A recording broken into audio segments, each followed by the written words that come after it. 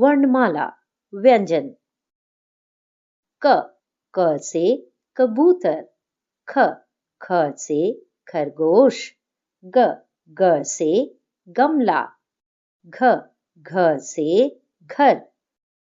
अंग।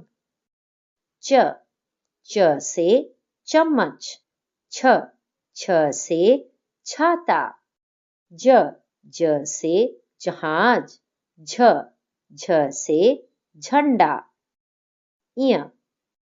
ट से टमाटर, ठ से ठटेरा, ड से डमरू, ढ से ढक्कन। त से तरबूज, थ से थर्मस, द से दवात, ध से धनुष।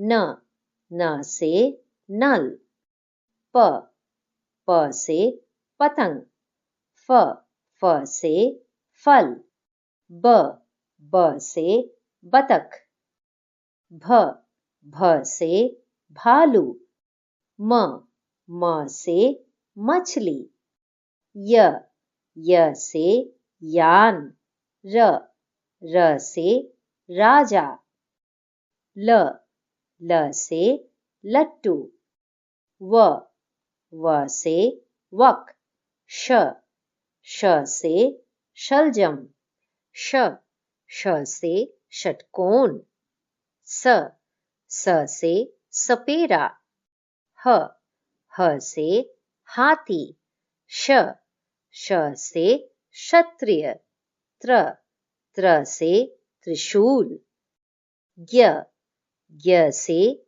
ज्ञानी, श्र से श्रमिक, ड़ से सड़क, अड़ से पढ़ना।